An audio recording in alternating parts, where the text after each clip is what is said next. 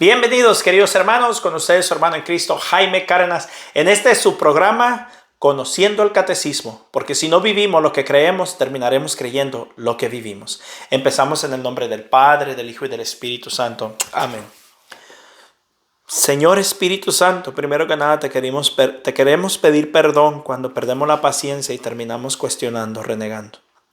Te queremos pedir perdón, Señor, cuando se nos olvida la verdadera bendición de poder abrazar un hijo, de poder ver, de poder comer, de poder hablar. Hay muchos que no lo hacen.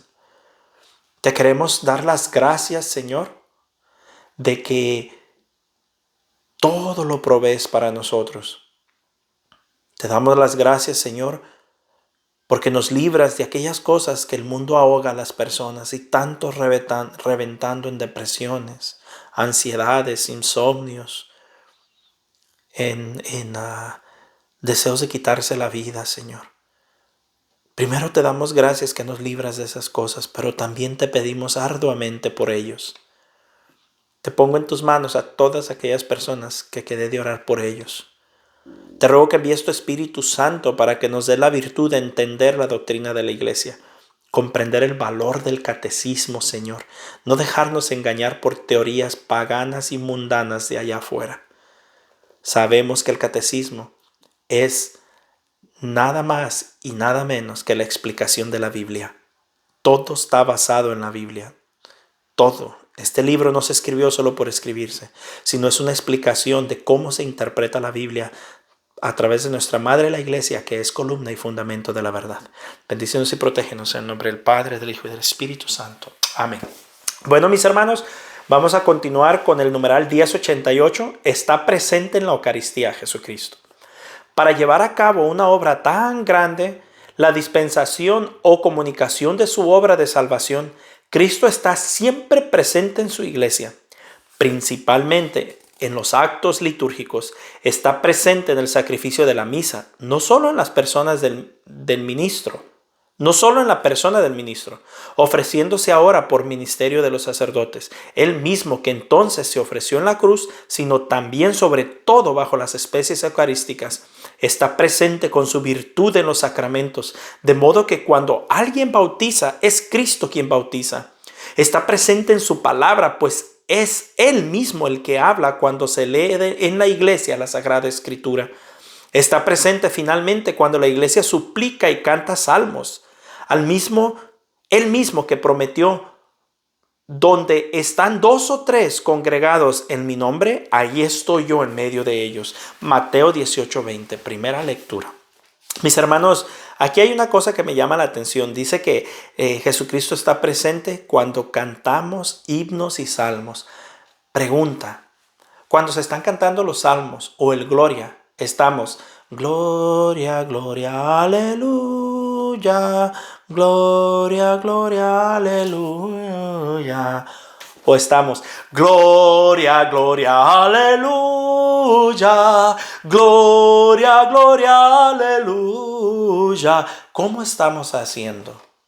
¿Cómo estamos cantándole al Señor en la misa? Ojalá de pérdida se oyera voz, pero a veces estamos... Parecemos pescaditos de mar, nomás moviendo la boca. ¿Cómo estamos celebrando la Eucaristía y cantando los salmos? ¿Estamos dándonos cuenta que verdaderamente es un canto a Dios? Numeral 1089. Realmente en una obra tan grande por la que Dios es perfectamente glorificado y los hombres santificados, Cristo asocia siempre consigo a la iglesia, su esposa amadísima que invoca a su Señor y por él rinde culto a su Padre eterno, la cual participa en la liturgia celestial, numeral 1090. En la liturgia terrena prejuzgamos y participamos en aquella liturgia celestial que se celebra en la ciudad santa, Jerusalén, hacia los cuales dirigimos como peregrinos, donde Cristo está sentado a la derecha del Padre, como peregrinos,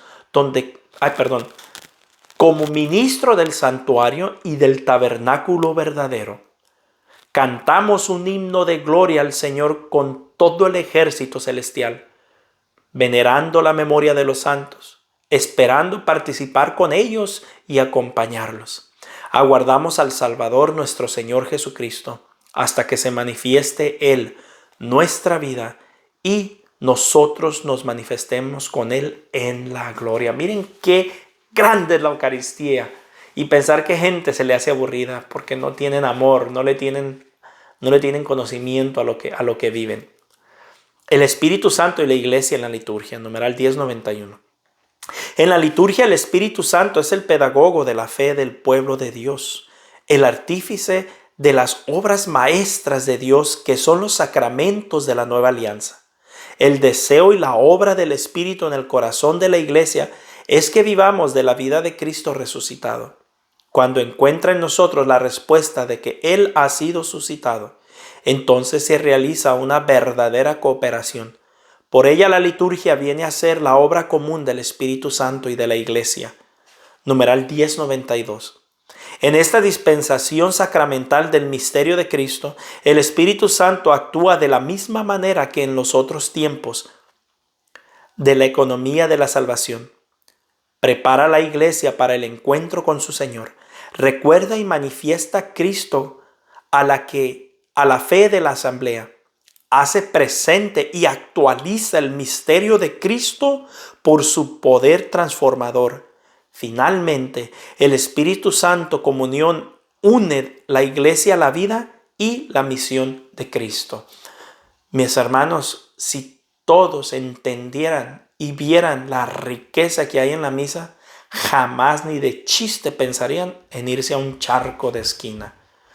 Si entendieran el poder de la misa, jamás creyeran que es lo mismo ser católico que cualquier secta de esquina. El Espíritu Santo prepara a recibir a Cristo. Numeral 1093.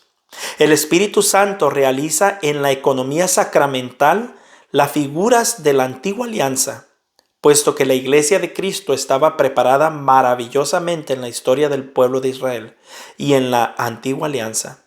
La liturgia de la Iglesia conserva con una parte integrante e irreemplazable, haciendo los suyos al mismo elemento del culto de la alianza, principalmente la lectura del Antiguo Testamento, la oración de los santos y sobre todo la memoria de los acontecimientos salvíficos y de las realidades significativas que encontraron su cumplimiento en el misterio de Cristo, la promesa y la alianza, el éxodo y la Pascua, el reino y el templo, el exilio y el retorno. Miren nomás todo lo que vivimos en una misa. Numeral 1094. Sobre esta armonía de los testamentos se articula la catequesis pascual del Señor y luego la de los apóstoles y de los padres de la Iglesia. Esta catequesis pone de manifiesto lo que permanecía oculto bajo la letra del Antiguo Testamento.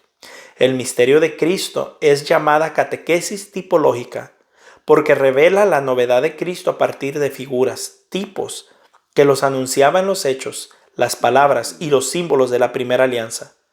Por esta relectura en el Espíritu de verdad a partir de Cristo, las figuras son explicadas. Así el diluvio y el arca de Noé prefiguraban la salvación del bautismo, y lo mismo la nube y el paso del mar rojo. El agua de la roca era prefigura de los dones espirituales de Cristo.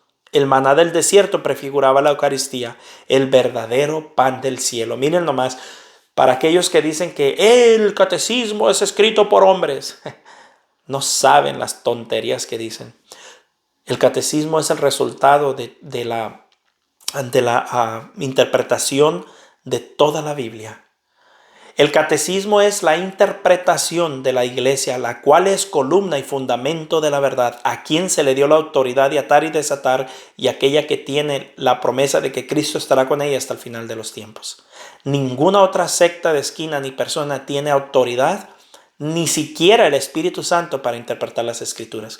Porque si tuvieran el Espíritu Santo para interpretar las Escrituras, no causarían división. Se vendrían a la iglesia que Cristo fundó porque está muy claramente escrita en la Biblia. Que no la vean es porque están ciegos, pero ahí está. Numeral 1095. Por eso la iglesia, especialmente durante los tiempos de Adviento, Cuaresma y sobre todo en la noche de Pascua, relee y revive todos estos acontecimientos de la liturgia de la salvación en el hoy de su liturgia. Pero esto exige también que la catequesis ayude a los fieles a abrirse a esta inteligencia espiritual de la economía de la salvación, tal como la liturgia de la Iglesia la manifiesta y nos la hace vivir. Numeral 1096. Liturgia judía y liturgia cristiana. Un mejor conocimiento de la fe y la vida religiosa del pueblo judío, tal como son profesadas y vividas aún hoy, puede ayudar a comprender mejor ciertos aspectos de la liturgia cristiana. Para los judíos y para los cristianos, la Sagrada Escritura es una parte esencial de sus respectivas liturgias. Para la proclamación de la palabra de Dios, la respuesta a esta palabra, la adoración de alabanza y de intercesión por los vivos y los difuntos, el recurso a la misericordia divina. La liturgia de la palabra en su estructura propia tiene su origen en la salvación, en la oración judía. La oración de las horas y otros textos y formularios litúrgicos tienen sus paralelos también en ella, igual que las mismas fórmulas de nuestras oraciones más venerables. Por ejemplo, el Padre Nuestro, las plegarias eucarísticas, se inspiran también en modelos de la tradición judía. La relación entre liturgia judía y liturgia cristiana, pero también la diferencia de sus contenidos son particularmente visibles. En las grandes fiestas del año litúrgico como la Pascua, los cristianos y los judíos celebran la Pascua, Pascua de la historia orientada hacia el porvenir en los judíos, Pascua realizada en la muerte y la resurrección de Cristo en los cristianos, aunque siempre en espera de la consumación definitiva. O sea que todo lo que hacemos, por eso decimos que los judíos son los hermanos mayores de nosotros, porque de ahí viene Jesucristo, de ahí viene toda la fe que vivimos. Por decirlo así, el Nuevo Testamento son los judíos, el Antiguo Testamento, por decirlo así, son los judíos y nosotros el Nuevo Testamento.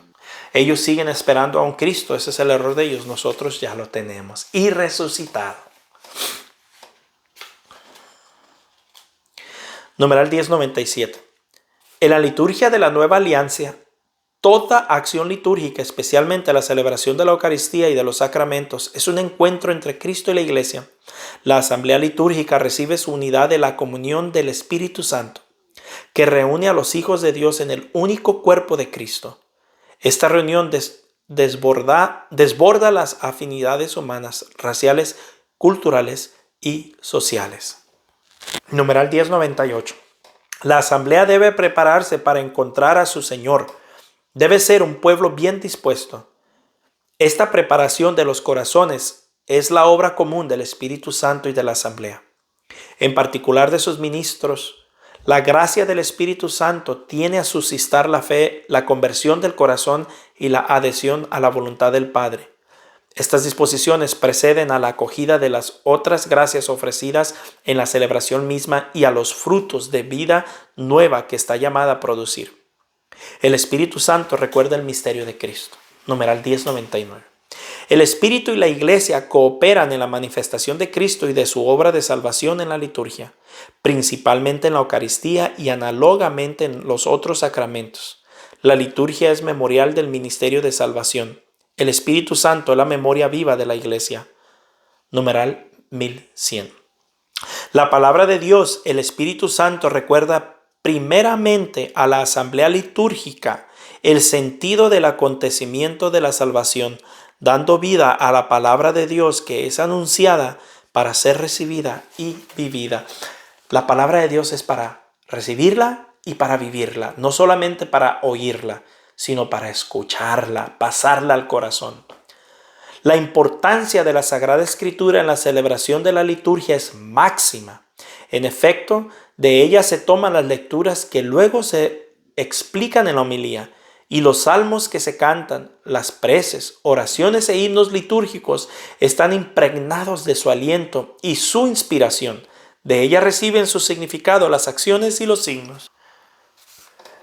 Pues sí, mis hermanos, para los que dicen que no leemos la Biblia, para los que dicen que nosotros los católicos no conocemos las Escrituras, están muy equivocados. Cuando vamos a misa todos los días, leemos prácticamente el 90% de la Biblia. de una manera saltada, pero se lee. No se lee toda, porque tampoco muchos dicen que se lee toda, no es verdad, pero sí se lee la gran parte. Y segunda, se supone que ahí es el culmen de nuestra fe, no el comienzo de nuestra fe. El comienzo de nuestra fe es aquí en casa, esto que estamos haciendo. Ustedes en casa, creciendo y meditando, ojalá leyendo la misa, perdón, la Biblia. Pues Dios me los bendiga, un fuerte abrazo y primero Dios continuaremos mañana.